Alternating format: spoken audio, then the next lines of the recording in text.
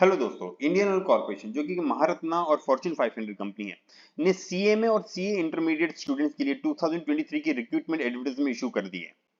सो आज की वीडियो हम डिस्कस करेंगे कि रिक्रूटमेंट में क्या एलिजिबिलिटी क्राइटेरिया रखा गया है और कितना पैकेज ऑफर किया गया है और उसका क्या सिलेक्शन प्रोसेस है। So before starting the video, अगर आप चैनल पर नए हैं तो चैनल को सब्सक्राइब कर ले एंड बेल आइकन को क्लिक कर लें ताकि आपको मेरे आगे आने वाली वीडियो का नोटिफिकेशन सबसे पहले मिल सके। सो दोस्तों, ये जो एडवर्टीजमेंट है ये as a assistant officer recruit कर रहे हैं A0 के लिए।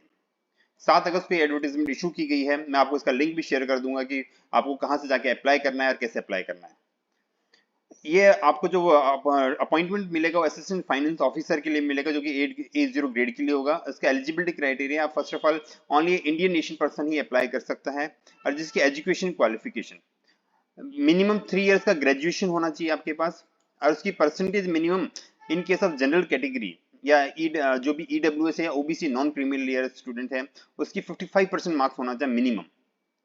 और SC ST है तो या PWBD है तो 50% आपका मार्क्स होना चाहिए, तभी आप इस वैकेंसी के लिए अप्लाई कर सकते हैं।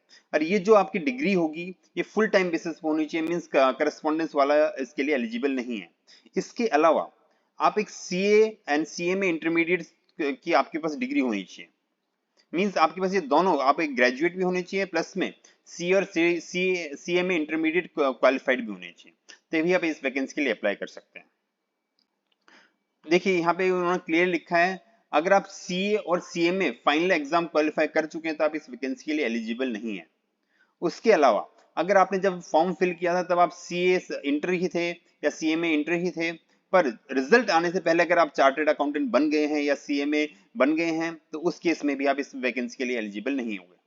तो ये वैकेंसी केवल और केवल सेमी क्वालिफाइड के लिए है, क्वालिफाइड के लिए नहीं है। उसके अलावा ये जो परसेंटेज मेंशन की गई 55% या 50%, ये फुल आपका इतना ही मार्क्स होना चाहिए, इससे ज्यादा होना चाहिए, मींस राउंडिंग ऑफ अलाउ नहीं होगी। यहाँ पे देखिए क्लियरली मेंशन है, round of percentage is not allowed. Means अगर आपकी 54.9% भी है तो भी आप इसके लिए एलिजिबल नहीं होगे। तो आपकी फुल परसेंटेज होनी चाहिए, इससे ज्यादा होना चाहिए, उससे कम के लिए आप एलिजिबल नहीं होगे। ठीक है, अब बात कर लेते हैं एज लिमिट की। इस रिक्रूटमेंट के लिए जो एज लिमिट रखी गई वो 30 साल रखी गई है एज ऑन 30 जून 2023। मींस आप 30 जून को मैक्सिमम 30 साल के होने चाहिए तभी आप इसके लिए एलिजिबल हैं, अगर उससे ज्यादा है तो आप एलिजिबल नहीं है।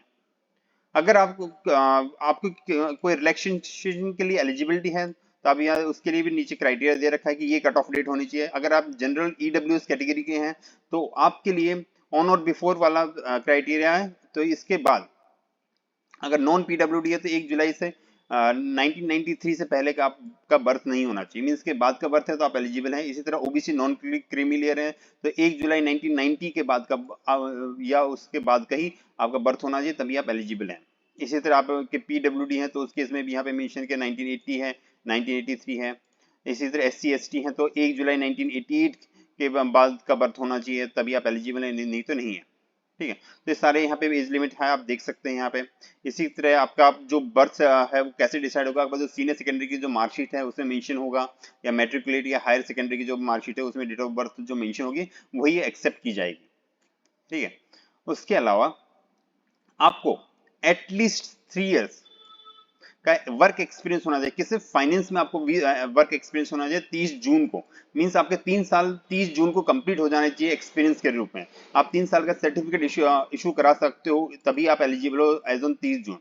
अगर आपका 30 जून को 2.5 साल का एक्सपीरियंस है या उससे कम का है, या 3 साल से मीन्स अगर किसी भी कारण से कम है तो आप इस वैकेंसी के लिए एलिजिबल नहीं है। और आपकी जो एक्सपीरियंस होगा फाइनेंस, अकाउंट्स, टैक्सेशन या पोस्टिंग या ऑडिटिंग फील्ड में होना चाहिए, यहाँ पे क्लियरली मेंशन कर दिया गया है।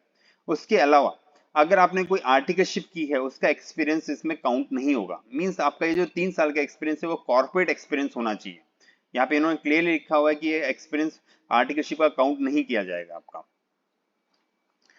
तो ये होगी वर्क एक्सपीरियंस के लिए। सारा वर्क एक्सपीरियंस का जो 3 साल का क्राइटेरिया है वो 30 जून के को कंसिडर किया जाएगा, मींस 30 जून के बाद अगर आपका 3 साल कंप्लीट हो रहे हैं तब भी वो कंसिडर नहीं किया जाएगा। उसके अलावा आपको CA ICME की आर्टिकलशिप के सर्टिफिकेट भी इशू सबमिट कराने पड़ेंगे डॉक्यूमेंटेशन के टाइम पे।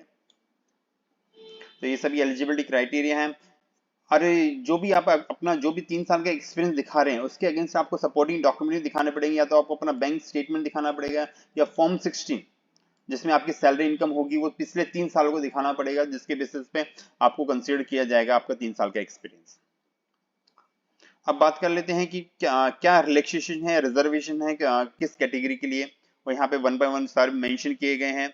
मैं बेसिक देख लेता हूँ। ईडब्ल्यूएस कैटेगरी के लिए जो भी रिलैक्सेशन है उसके लिए आपको इनकम एंड एसेट सर्टिफिकेट देना पड़ेगा, और उसमें आपकी name of the caste clearly mention होना चाहिए, और वो फोटो उसमें आपका अटैच होना चाहिए, duly sign and stamped by the issuing authority होना चाहिए। इसी तरह ओबीसी और नॉन क्रीमिलियर है तो आपका भी जो सर्टिफिकेट होगा उसमें name of your cast clearly mention होना चाहिए, जो कि सेंट्रल लिस्ट में उस वो कास्ट मेंशन होनी चाहिए। तो आपको क्रॉस वेरीफाई करना है इंटरव्यू में अपियर करने से पहले, या इस फॉर्म को इस वैकेंसी के लिए अप्लाई करने से पहले, कि आपका जो कास्ट आपके सर्टिफिकेट में मेंशन है वो सेंट्रल लिस्ट में मेंशन है या नहीं है। और वो सेंट्रल लिस्ट जो कि गवर्नमेंट ऑफ इंडिया के द्वारा इशू होती है, आप वो जाके चेक कर सकते हैं। ठीक। और ये सर्टिफिकेट होगा कास्ट सर्टिफिकेट, वो सेंट्रल गवर्नमेंट या गवर्नमेंट ऑफ इंडिया के द्वारा इशू होना चाहिए। मींस अगर आपके स्टेट गवर्नमेंट का कोई सर्टिफिकेट है वो इसके लिए कंसिडर नहीं किया जाएगा। In case of Maharashtra state आपको उस नॉर्मल सर्टिफिकेट के अलावा एक जो वैलिड सर्टिफिकेट है इशूड बाय महाराष्ट्र गवर्नमेंट वो भी आपको सबमिट करना पड़ेगा। तो ये सारी चीजें इशूड जो भी सर्टिफिकेट होगा आपका 1 अप्रैल 2023 के बाद का होना चाहिए, ऑन और आफ्टर 1 अप्रैल 2023 का होना चाहिए। जैसे पुराना सर्टिफिकेट होगा तो वो आपके लिए यहाँ पे एलिजिबल नहीं होगा उसके बेसिस पे आप। ठीक है। और क्रीमी लेयर है तो आप ओबीसी का बेनिफिट नहीं ले सकते, नॉन क्रीमी लेयर वाला। इसी तरह एससी एसटी को भी अपना गवर्नमेंट ऑफ इंडिया से इशू किया हुआ सर्टिफिकेट सबमिट कराना पड़ेगा। सेम क्राइटेरिया जो कि ओबीसी के लिए है, एससी एसटी का भी। इसी तरह पीडब्ल्यूबीडी के लिए भी क्राइटेरिया यहाँ पे मेंशन कर रखा है, वो आप देख सकते हैं यहाँ पे। अब बात कर लेते हैं कि आप कैसे अप्लाई करना है। यहाँ पे सिंपल सा आपका लिंक दिया हुआ है कि आपको इनके इस पोर्टल पे क्लिक करना है, यहाँ पे जाके सारी डिटेल्स अपनी फिल करनी है, अपना लॉगिन बनाना है, तो उसकी सारी एलिजिबिलिटी आप यहाँ से देख सकते हैं आपका। ठीक है। अब बात करते हैं सिलेक्शन और शॉर्टलिस्ट प्रोसेस का। सिलेक्शन प्रोसेस कैसा रहेगा? Selection process consist of following components. First of all, जो भी आप फॉर्म भरेंगे उसमें जो भी आपके सी और सीएमए इंटरमीडिएट के जो भी मार्क्स होंगे उसके बेसिस पे आपकी कट ऑफ निकलेगी। मींस जो भी आपकी परसेंटेज है उसके बेसिस पे इंडियन वाले कट ऑफ निकालेगा। अगर आप उस कट ऑफ में फॉलो कर रहे हैं तो आपको इंटरव्यू के लिए बुलाया जाएगा। उसके बाद आपका ग्रुप डिस्कशन होगा और ग्रुप टास्क दी जाएगी, उसके भी अलग से मार्क्स होंगे। उसके बाद आपका पर्सनल इंटरव्यू होगा।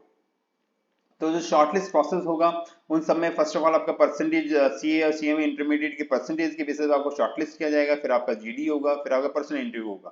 तो इन सभी के मार्क्स को कंसीडर करके आपका सिलेक्शन होगा।